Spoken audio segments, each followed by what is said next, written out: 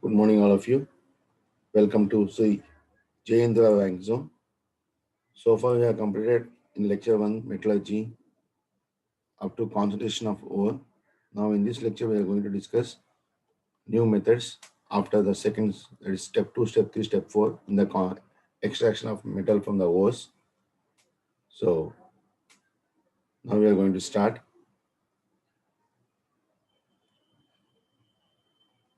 Please listen carefully. So, in the first lecture, we have discussed about how to concentrate the ores. That is dressing of ore or concentration of the ore by different methods, that is leaching, fourth flotation process, magnetic separation, and even gravity separation or hydraulic washing. Now, we are going to discuss in this lecture extraction of crude metal from the concentrated ore. Extraction of crude metal from the concentrated ore. So, in that case, isolation of metals from the concentrated ore involves two major steps. First is that is conversion to oxide by calcination of roasting. That is nothing but conversion of concentrated ore into its oxide, conversion of concentrated ore into its oxide, that can be done either by calcination or by roasting, depending on the type of the ore. And second step we have after that reduction of the oxide to metal by pyro, hydro, and electrometallurgy. So these are the things we are going to discuss. So then we'll be getting the exact metal. After that, we have refining of metal. So now we are going to do second process, that is conversion to oxide by calcination and roasting. So what is calcination? What is roasting? We'll discuss now.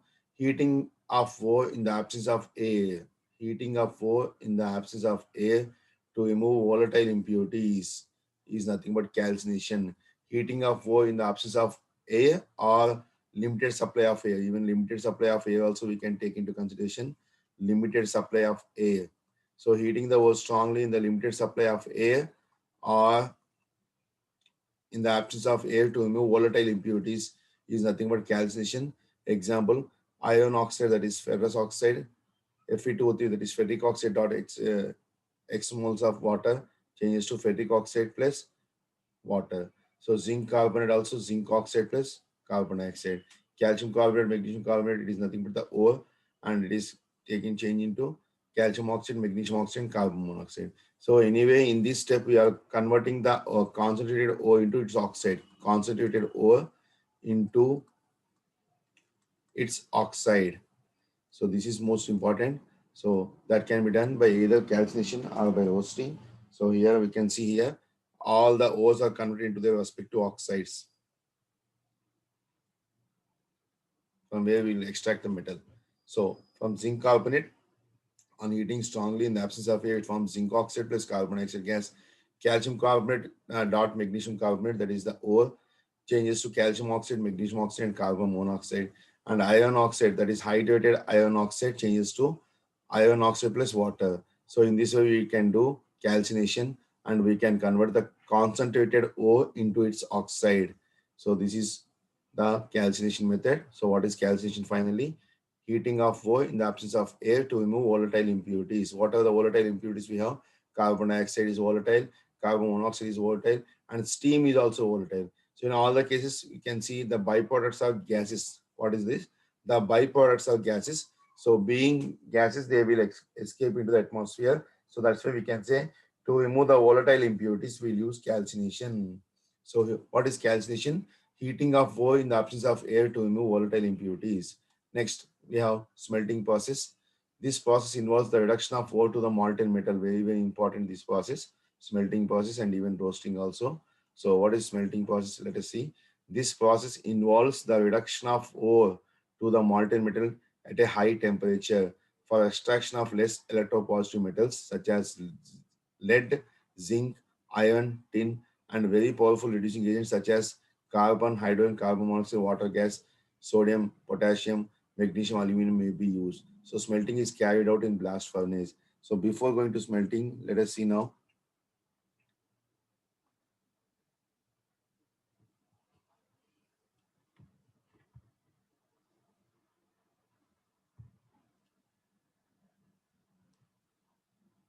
So before going to smelting, we have roasting also. I think we have given it in another slide. So this process, what is smelting process? This process involves the reduction of ore. That is the third method. That is the reduction of ore to the molten metal at a high temperature for extraction of less electropositive metals such as lead, zinc, iron, tin. Very powerful reducing agents such as carbon, hydrogen, carbon monoxide, water gas, sodium, potassium, magnesium, aluminum may be used. So smelting is carried out in blast furnace. Where is the smelting process carried out? It is carried out in blast furnace. Let us see now. So next we have roasting process. As I told you, in roasting, the ore is heated strongly in a regular supply of air. In a regular supply of air in a furnace below its melting point. It is done in reverberatory or blast furnace. Oxidative roasting. It is also called as oxidative roasting because in the presence of oxygen. So zinc sulfide is been all most sulfide ores have been roasted to convert sulfide ore into its oxide. Sulfide ore to convert sulfide ore into oxide, roasting is employed. So roasting is used. So what is roasting? It is nothing but heating the ore strongly in a regular supply of air in a furnace below its melting point. It is done in reverberatory furnace or blast furnace or oxidative roasting. So example, zinc sulfide, that is called zinc blend. On oxidation, it forms zinc oxide plus sulfur dioxide. Similarly, lead dioxide, that is lead oxide, sorry, lead sulfide, galena, called as galena. On oxidation forms lead oxide and sulfur dioxide. So second step is nothing but reduction. That is second step is what? We have two steps. First step is step one is what? Concentration of ore. And second step we have what? Conversion of ore into oxide. Conversion of ore into oxide. That can be done by using either roasting or calcination. So smelting is different process. Smelting is nothing but reduction again. That is third step. Third step what we have? Smelting. So smelting we have discussed already. So these are the three steps involved. Three steps involved in the extraction of metals. So please listen carefully. Next continuation. So copper sulfide. Generally sulfide ores have been roasted. So copper sulfide on oxidation forms cuprous oxide plus sulfur dioxide. So both calcination and roasting may be carried out in same reverberatory furnace, but in calcination, this is not calcination, this is calcination. Printing mistake here it is there. So it is nothing but calcination. So both calcination and roasting may be carried out in same reverberatory furnace. So sulfide ores have been roasted and carbonates have been oxide ores and carbonate ores have been calcined, calcined. So reduction of oxide ore. So next step is what? Reduction of oxide into metal. Third step. So this is the third step we have. Reduction of oxide into metal. So reduction of the metal oxide involves heating it with suitable. The first step we have either it with suitable reducing agents like carbon or carbon monoxide.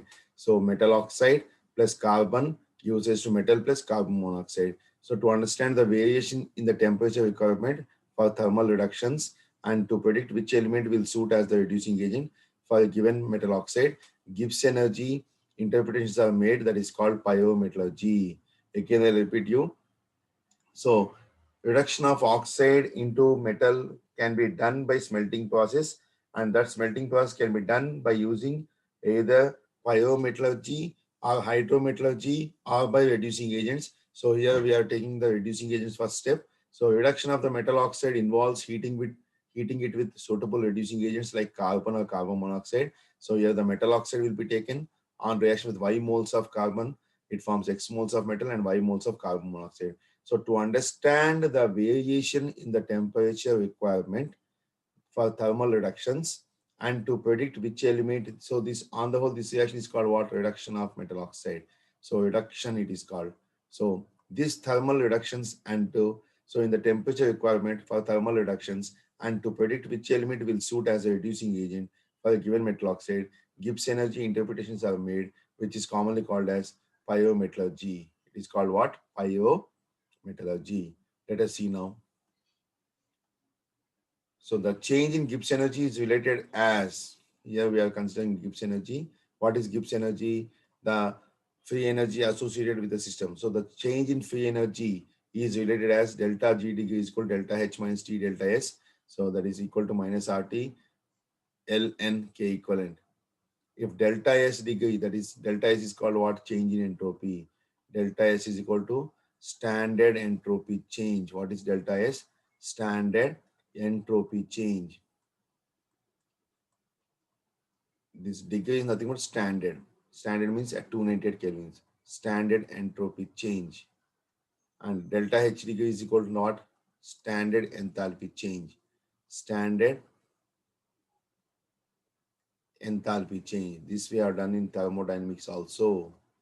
Standard enthalpy change.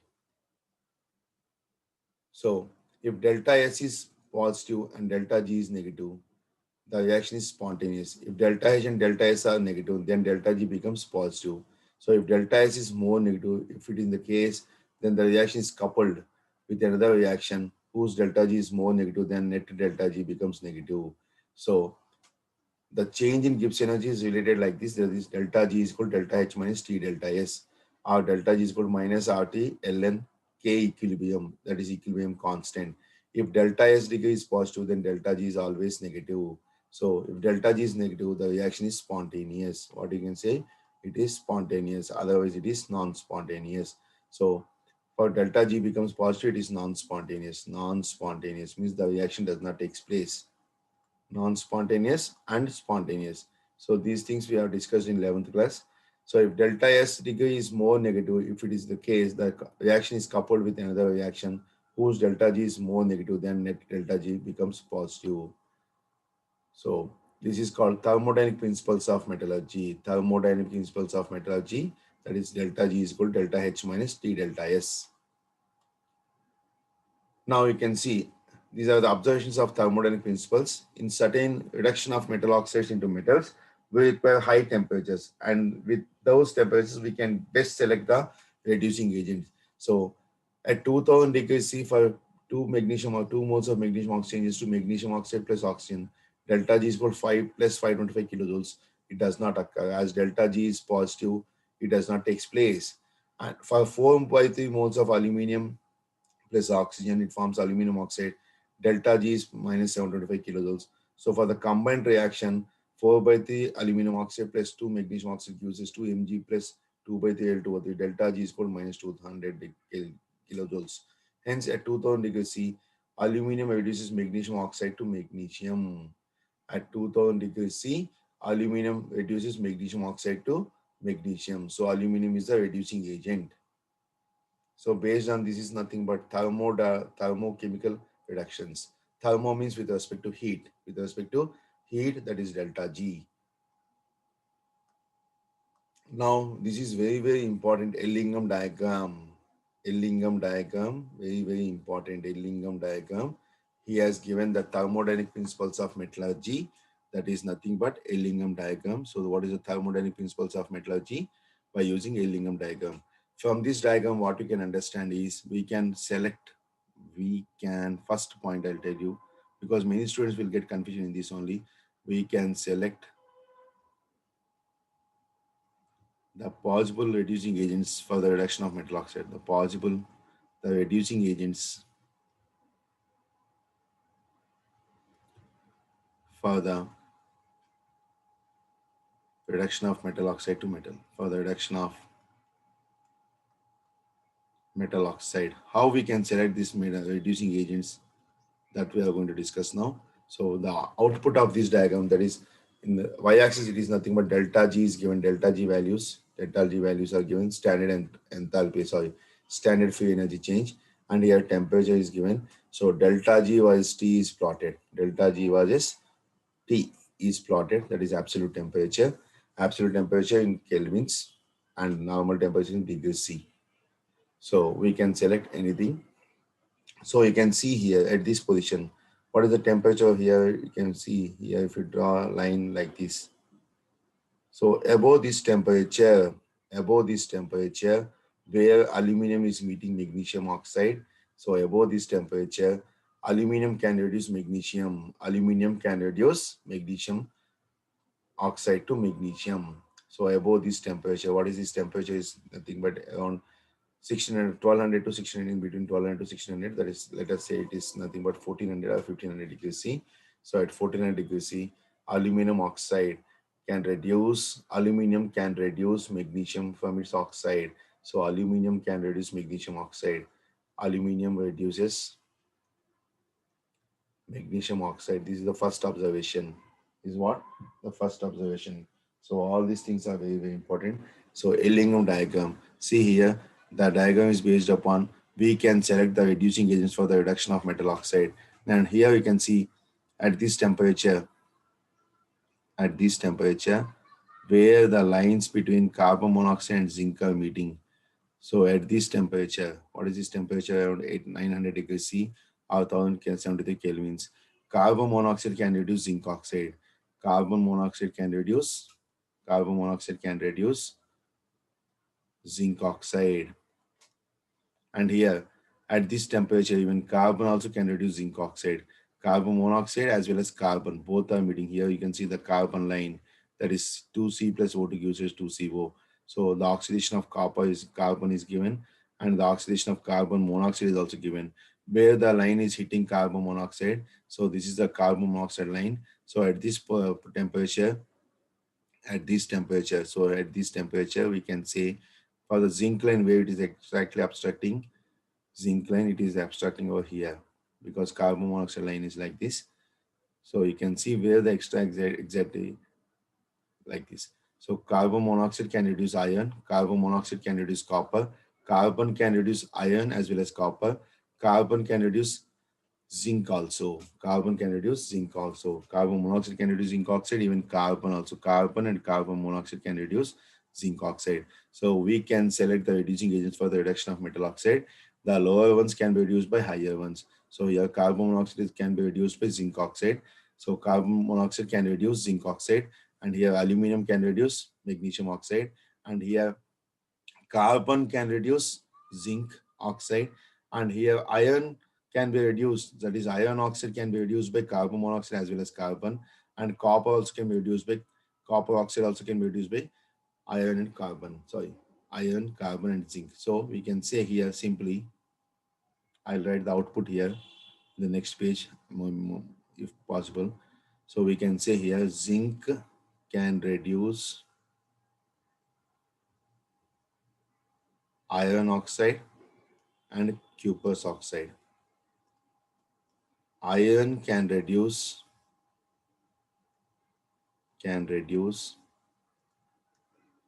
cuprous oxide, but not zinc because iron is above zinc. So iron can reduce cuprous oxide. Carbon and carbon monoxide can reduce iron oxide as well as cuprous oxide. So this is the output of this graph. First is what? Aluminum reduces magnesium oxide, and carbon monoxide can reduce zinc oxide. Zinc can reduce iron oxide because zinc is below here and iron is above here. At what temperature? At this position, because the line of zinc is like this. So at this temperature, at 1600 degrees C, approximately around 14 to 1500 degrees C, zinc can reduce iron oxide and forms iron, and even zinc can reduce copper also. So zinc, if you extend this line up to here, zinc can reduce copper also. Iron can reduce copper at this temperature, but carbon monoxide can reduce zinc, iron, and copper. Carbon monoxide and carbon can reduce zinc oxide, iron oxide, and cuprous oxide. And aluminum can reduce magnesium oxide to magnesium, but magnesium cannot reduce aluminum beyond this temperature. So at this temperature, magnesium can reduce aluminum also, but aluminum cannot reduce magnesium. So like this, this is called Ellingham diagram. Ellingham diagram outputs I'll write here, the next page. Let us see now. Very, very important, this Ellingham diagram. Please listen carefully. Applications. So applications of Ellingham diagram.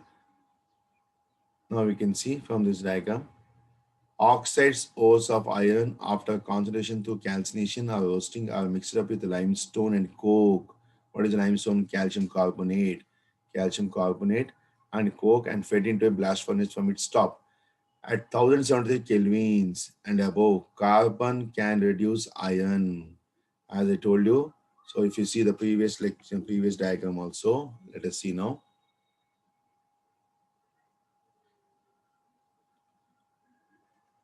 If you could see the previous this thing slide.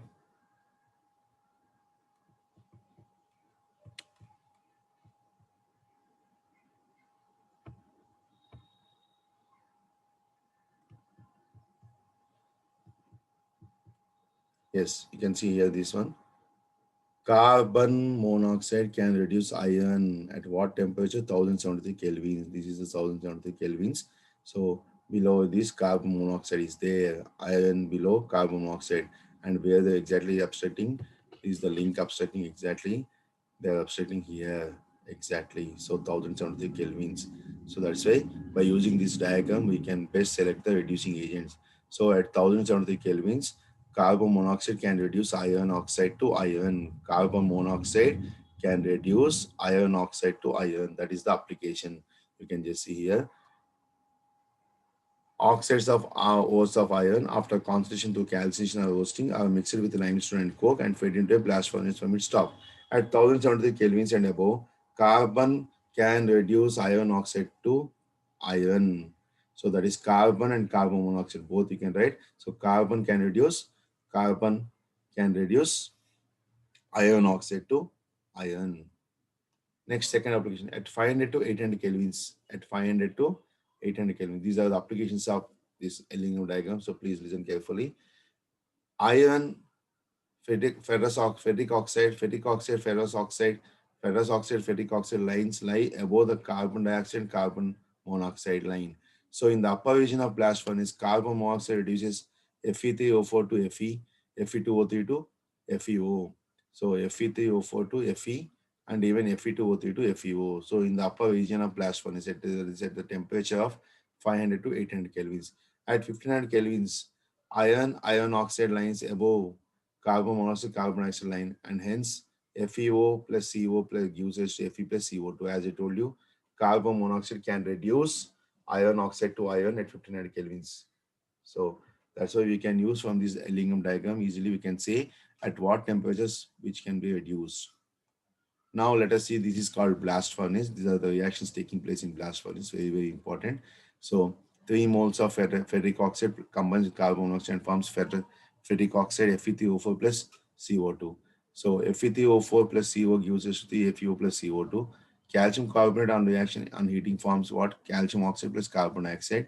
Calcium oxide plus silicon dioxide gives slag. So this is slag is nothing but flux plus you can say gain plus flux is equal to slag and FeO plus CO. So what is at what temperature? It is at 1270 kelvins. FeO plus CO gives us FeO plus Fe plus CO2. So all the reactions of blast furnace are important. And finally, carbon can reduce iron oxide to iron. And here carbon monoxide can reduce iron oxide to iron. So in all the cases, we are getting molten iron. And this is called molten slag. This is called molten iron. This is the reactions of blast furnace. So blast furnace where we can extract iron at different temperatures. Very, very important. We'll discuss now. The following reactions takes place at blast furnace. Definitely they are going to ask blast furnace reactions in the examination. First one, reducing agents formation. Carbon on reaction with oxygen, it forms carbon dioxide, carbon monoxide. This carbon and carbon dioxide combines together to form carbon monoxide again. So here this is 2 plus CO2 gives us 2 CO, 2C plus O2 gives us 2 at 1000 degrees. So in both the cases, we are getting reducing agents formation. First case, reducing agents formation. Next, we have what we have. Fe2O3 undergoes reduction. That is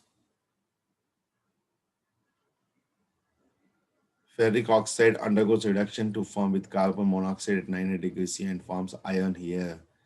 Slag formation. Calcium carbonate on heating strongly, it forms calcium oxide plus carbon dioxide.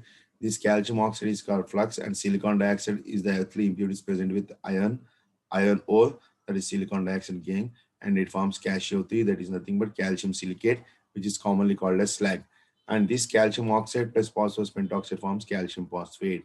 Calcium phosphate. So Impurities formation, manganese oxide plus carbon, it forms manganese plus carbon monoxide. Silicon dioxide plus carbon, it forms silicon plus carbon monoxide. So iron obtained from blast furnace contains about 4% carbon because we are getting carbon also. And impurities is called as pig iron. Liquid pig iron poured into molds and converted into cast iron. So first it forms pig iron, then it forms cast iron. So reactions of blast furnace is most important. Listen carefully. So all these reactions is very important. And how it is converted into wrought iron. It is the purest form and contains 0.2% carbon. Cast iron is fused with excess carbon in reverberative furnace. Is fused with excess carbon in reverberatory furnace. The earth is lined with hematite. Fe2O3 is reduced by carbon, manganese, and silicon, etc. So Fe2O3 plus carbon gives rise to Fe plus CO. So the reducing agent is carbon. They'll ask the reducing agent in the blast furnace. What are the reducing agents in the blast furnace? We have carbon monoxide as well as carbon. At what temperature carbon monoxide can reduce iron oxide, and at what temperature carbon can reduce iron oxide? Both these, like these questions, they'll ask from the blast furnace, and even they ask us to the reactions that are taking place in the blast furnace. And the impurities are removed as fusible mass, that is called slag. And how the slag is formed? Calcium oxide plus silicon dioxide forms calcium, that is calcium silicate, which is commonly called as slag. So manganese and silicon are oxidized to manganese oxide, and silicon dioxide both form slag, manganese silicate. This is called what? Manganese silicate. So first we have pig iron, next we have cast iron, next we have wrought iron. So finally wrought iron is prepared, and wrought iron is the purest form of iron. It contains 0.2% carbon. How much percentage carbon? 0.2% carbon. Cast iron is fused with excess carbon in reverberatory furnace. The earth is lined with hematite, is reduced by carbon, manganese, silicon, etc., and so on. So the reducing agents, everything they'll ask. Now we'll see the questions based on this blast furnace. Let us see the questions now.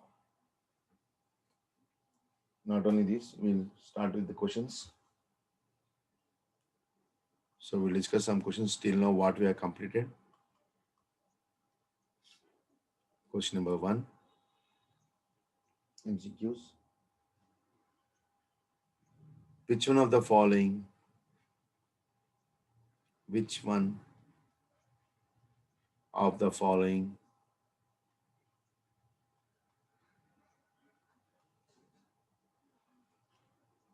is the mineral for tin? Is the mineral for tin? Tin means SN. So let us see now options. Galena, option B, cerussite, option C. What is the option C we have? Cassiterite,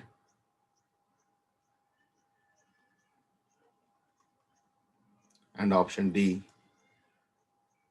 andesite. So in which of the following minerals does tin contains? So we know the ores of tins. Tin is usually, it is from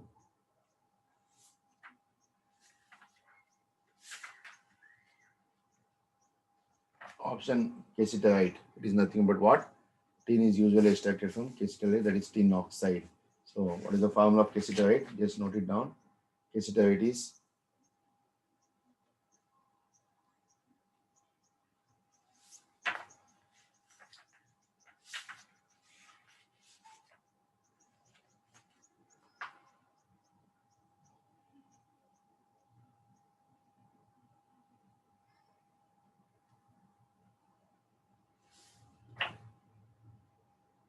so answer is third option. Cassiterite is nothing but tin oxide, tin dioxide. Is nothing but what? Tin dioxide. Formula is SnO2. Next, question number 2. Question number 2 now.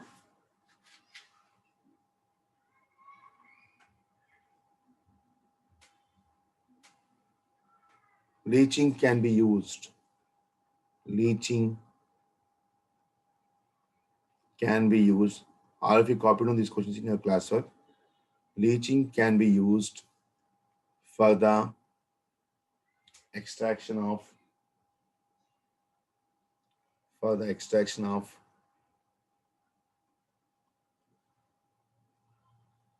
which metals?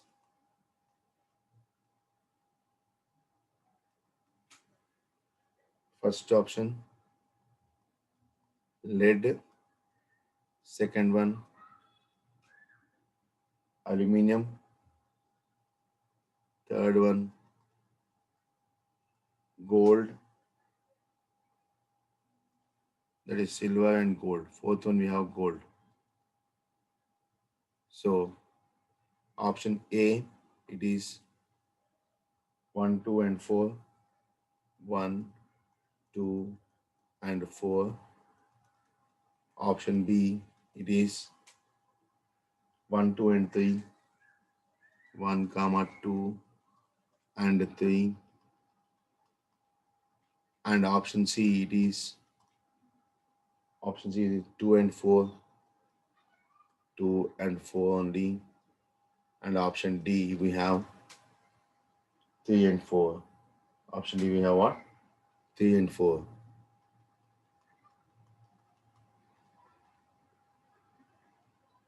So this is 2, 3 and 4. First option is what? 2, 3 and 4. So 2, 3 and 4. 1, 2 and 3. 2 and 4 and 3 and 4. So leaching is nothing but what? If the metal is being soluble in the leaching agent like sodium cyanide, we'll use this method. So we can extract aluminum, silver, and gold. So answer is A, option A, that is 2, 3, and 4. Aluminum, silver, and gold can be extracted by using leaching process. By using what process? Leaching process. Very, very important. Next question. Next question. Question number 3.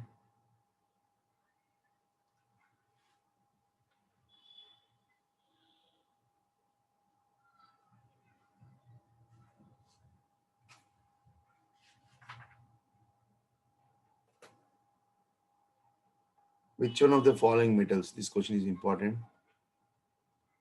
Which one of the following metals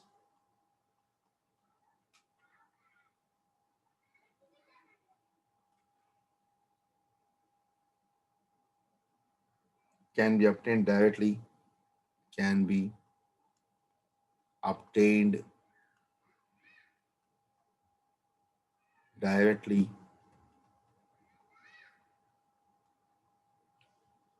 during the roasting of its sulfide ore? During the roasting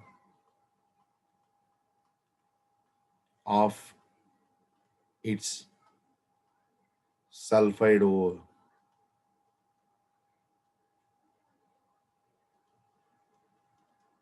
Option A, it is copper. Option B, it is zinc. Option C, it is iron. And option D, it is calcium. So, which one of the following metals can be obtained directly during the roasting of its sulfide ore? It is nothing but copper. If you see the extraction of copper, you'll understand. But anyway, copper sulfide is been extracted by doing roasting only directly. Copper is obtained. Next question number 4.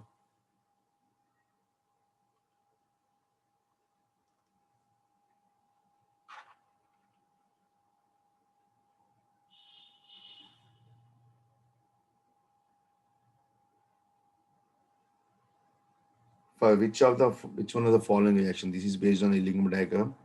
Very, very important. For which one of the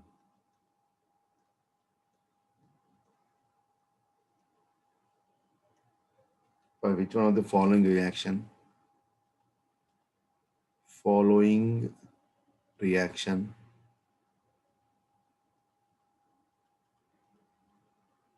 Which one of the following reaction? The temperature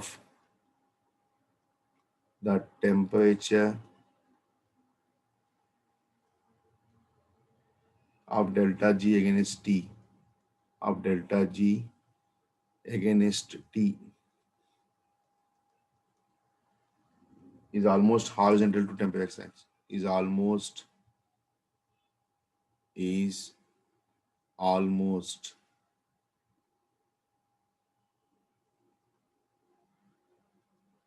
horizontal to temperature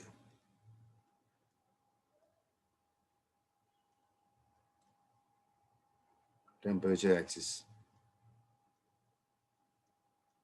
Option A, it is C plus O2 gives rise to CO2, carbon dioxide. Option B, it is 2C plus 4 gives rise to 2CO.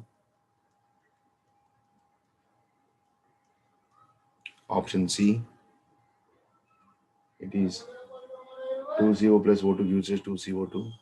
2CO plus O2 gives rise to 2CO2. Option D, it is 2 mg plus O2 gives rise to 2 mgo. Almost horizontal. So for this, the hint is Illingham diagram. What is the hint? Hint is refer Illingham diagram. After seeing this question, you refer Illingham diagram, and I'll tell the answer here itself, and you can compare that answer in the diagram. So this is the hint, refer Illingham diagram. So please listen carefully. So in which one of the following reaction, the graph of delta G, following reaction, the graph temperature of delta G against T is almost horizontal. Is almost horizontal. So it is nothing but carbon plus oxygen gives rise to carbon dioxide. That is the first case. First case, it is almost horizontal to with temperature axis. So answer is first. So you can refer this graph using a Illingham diagram. Very, very important this question. Next question. So I hope you have copied it. Now I'm moving to next question. That is question number 5. Question number 5.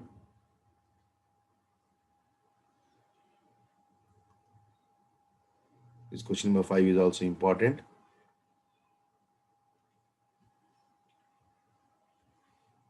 In the blast furnace, in the blast furnace,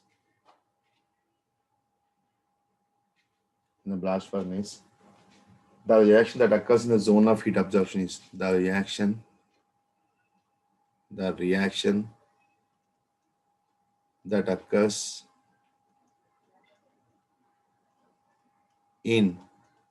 in the zone of heat absorption is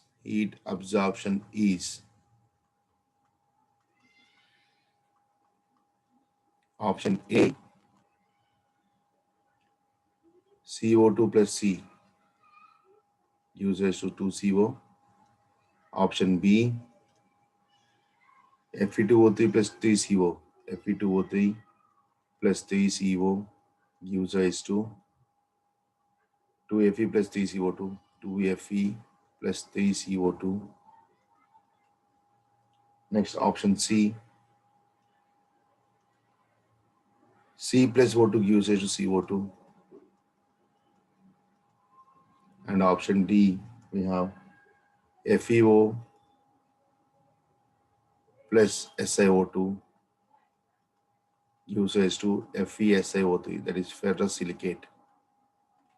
So, which are the 4 options? The zone of heat absorption is present. That is question number 5. So, the answer for this is you have to refer blast furnace diagram. So, first option it is nothing but CO2 plus C gives rise to CO2 plus C gives rise to CO. Now, I'll write some important points regarding blast furnace. You just note it down so that you can see zone of heat observation, red zone, blue zone, like that. So, like the questions are very important. As I told you, the blast furnace is very, very important. So, in blast furnace, we have 4 zones. I will refer all the blast furnace zones. Blast furnace zones. Blast furnace is used to extract iron metal from its oxide. So blast furnace, what are the important points we have? Just note it down, please note it down. It has 4 zones. First one is what? Combustion zone.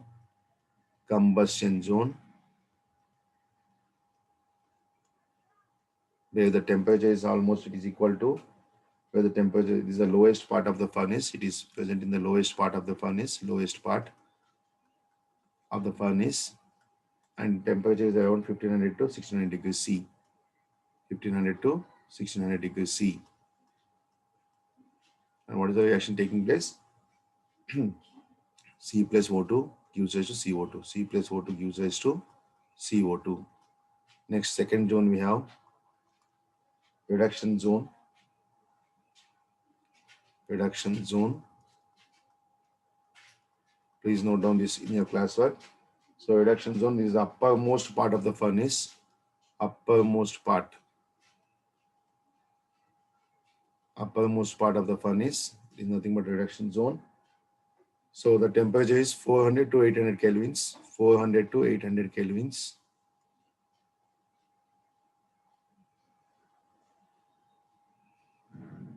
So, and higher temperature range in the blast furnace is reduction zone. It is having consisting of 900 to 1500 kelvins also. 2 temperature zones we have. So what are the reducing agents we have? Carbon monoxide and carbon. So carbon monoxide and carbon. Reduction zone. Third one we have slag formation zone, that is heat absorption zone. Third one we have slag formation zone. Slag formation zone, also called as heat absorption zone. Heat absorption zone. Heat absorption zone. In this, what is the reaction taking place? As we know, CO2 plus CO gives us to 2CO. And the temperature is 1000 degrees C, 800 to 1000 degrees C. 800 to 1000 degrees C. So, and finally we have zone of fusion. What is the fourth one? We have fourth zone I'm writing here. Please note it down. Zone of fusion. Zone of fusion. And the temperature is 1200 to 1500 degrees C. 1200 to 1500 degrees C.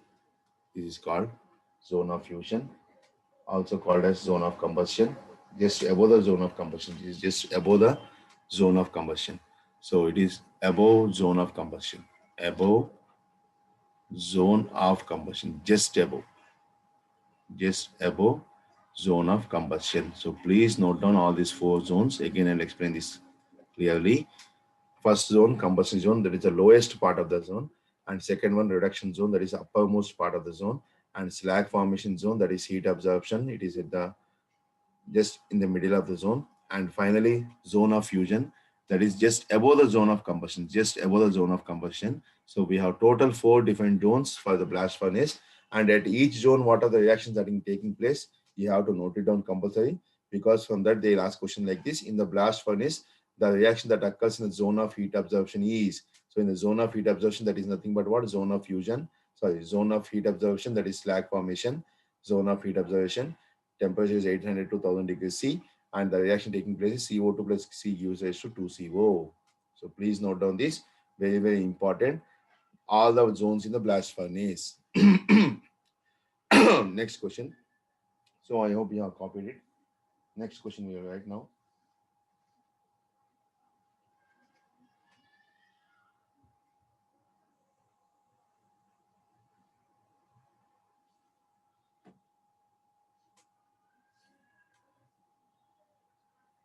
Next question. So please note down these 4 zones, very, very important. Next question number 6. The flux used in the extraction of iron from hematite. The flux used in the extraction of iron from hematite. Emitted is the ore of iron, since we already know. In the blast furnace is in the blast furnace is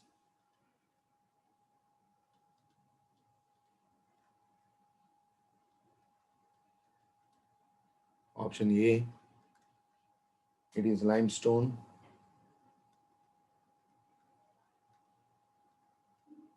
Option B, it is silica. Option C, it is coke. And option D, it is carbon monoxide. So out of the which of the following the flux is used in extraction of iron from blast furnace? This is also important question. So for this answer, I'll write here. Since already we know gain plus flux is equal to slag formation. So here the flux is limestone because from calcium carbonate on heating strongly forms calcium oxide plus carbon dioxide. This calcium oxide combines with silicon dioxide. So this is called gain. This is called flux. So flux usually you will get it from this. So that's why we'll write it here. So this is flux. It forms calcium silicate, that is slag. So answer is limestone. I hope you understood clearly. So like these questions are important for blast furnace. Next question. Next question. So please note down this question now. Next question, question number 7.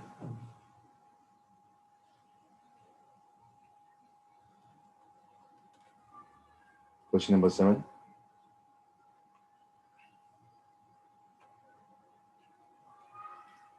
Cast iron contains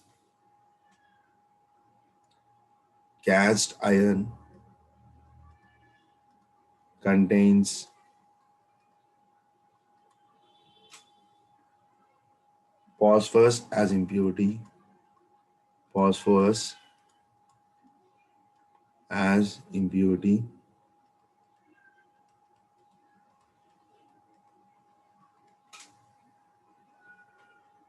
In basimerization of this cast iron, in basimerization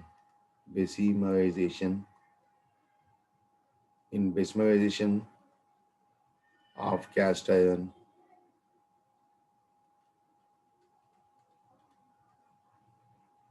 the slag formed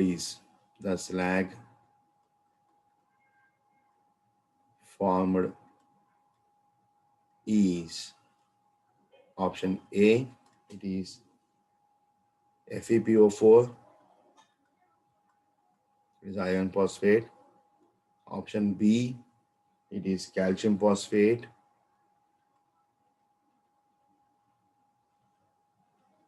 Option C, it is manganese phosphate. And option D, zinc phosphate. So cast iron contains phosphorus as impurities. Cast iron contains phosphorus as impurity. In basimerization of cast iron, the slag formed is calcium phosphate. So answer is what? Calcium phosphate. You can refer blast furnace reactions. Slag can be removed as slag formed is calcium phosphate. Next question, question number 8. So I'm giving questions based on blast furnace reactions. The calcium phosphate slag, this calcium phosphate. The calcium phosphate slag is commercially called as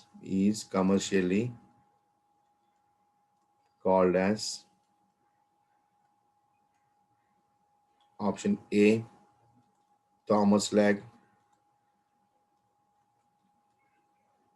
Option B, Bayes slag.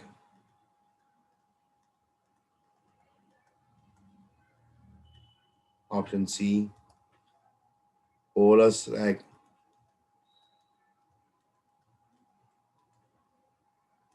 And option D, it is MATT, or it is called MATT, M-A-T-T, MATT. So the calcium phosphate slag formed is called as, commercially called as, it is called as Thomas slag. It is called what? Sorry, it is called Thomas slag. Thomas slag. Now question number 9. So question number 8 answer is, question number 8 answer, first option, sorry, A option, that is Thomas slag.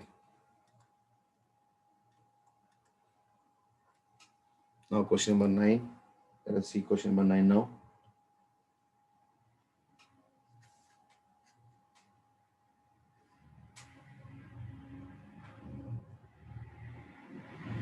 Which one of the, which one of the following oxides, following oxides is reduced, which one of the following oxides is reduced by water gas, by water gas to obtain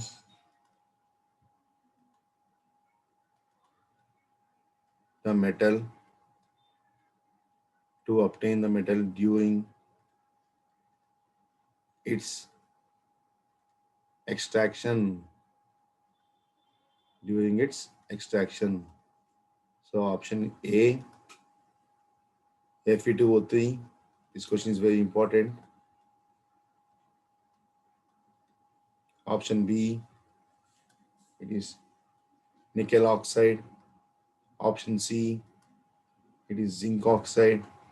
And option D, it is tungsten oxide. W is called tungsten, tungsten oxide. So answer for this is, you have to be thorough with all the metals. So that's why. So answer for this, I'm writing it here. So it is, answer is what? It is nickel oxide. Nickel oxide is a ore which is obtained, which is reduced by water gas. What is the water gas combination? CO plus H2 is called water gas. Carbon monoxide plus hydrogen is called what? Water gas. Next question number 10.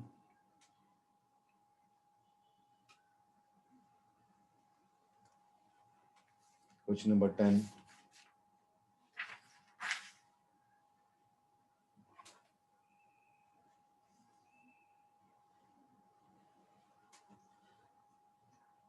Sulfide ores is also important. Question number 10. Sulfide ores of metals are usually concentrated by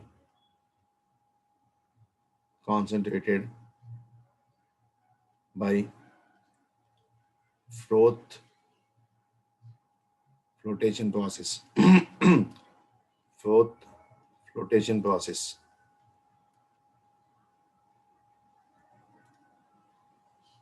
Which one of the following sulfide ores is exceptional? Which one of the following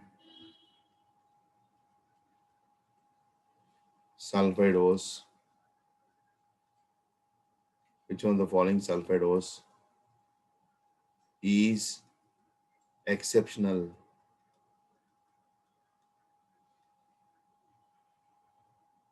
and is concentrated by, and is concentrated by chemical leaching? Chemical leaching. Instead of concentrated by sulfur flotation, it is concentrated by chemical leaching. Option A,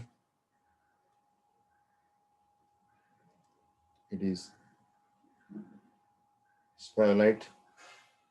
Sorry, zinc sulfide, option B, lead sulfide, option C, silver sulfide, and option D, mercuric sulfide. So answer is, as we already know, silver sulfide. Silver sulfide, it is called argentite. It is also called as argentite. So far we have completed 10 questions. Best possible 10 questions we have done. Apart from this, still more questions we can discuss. Let us see now.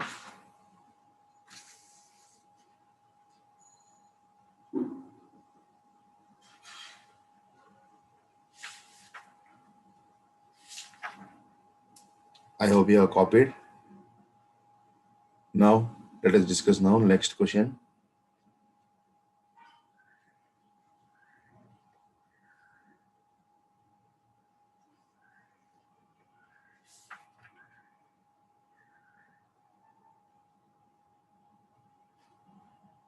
Very, very important next question. Just note it down. Question number 11. Very, very important. Fourth flotation process. Fourth flotation process. Fourth flotation process for the concentration of sulfide ore, for the concentration of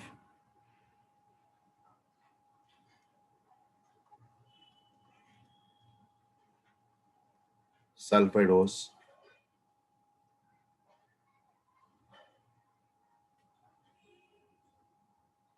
is an illustration of is an illustration of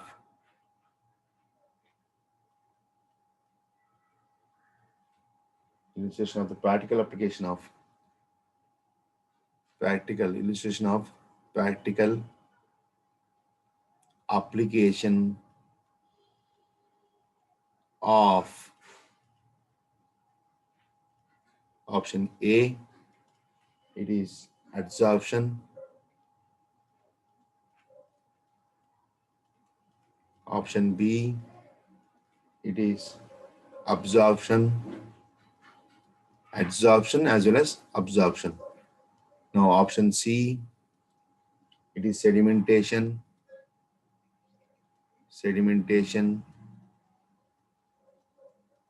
and option D, it is coagulation. Coagulation or flocculation, both are same. This we have done in surface chemistry. So what is the right answer in this question now? That is, what is the question now? Fourth flotation process for the concentration of sulfide ore is an illustration of the practical application of, it is already we know, it is nothing but adsorption, because pine oil wets only the ore particles. So pine oil adsorbs the ore particles. So your pine oil adsorbs ore particle. So that's why it is called adsorption. Purely it is adsorption. Next question, question number 12.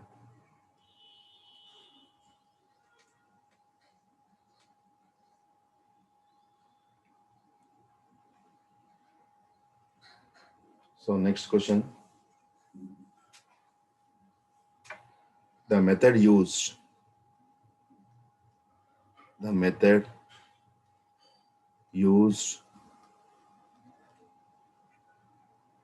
used for the enrichment of sulfide ores, for the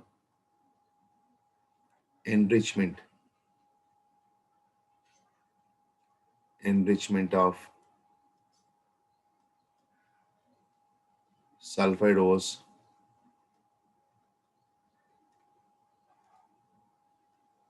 of sulfide ores of copper is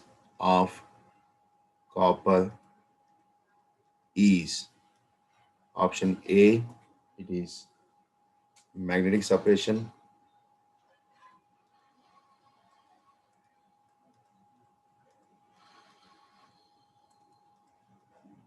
Option B, It is fourth flotation, fourth flotation. Option C, it is electro refining,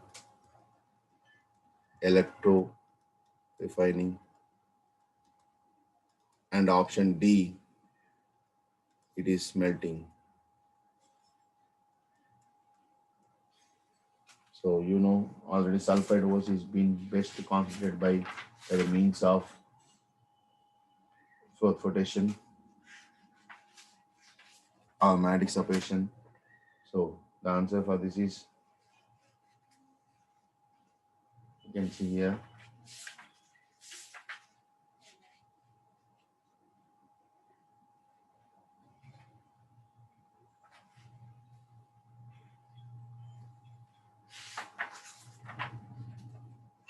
fourth flotation.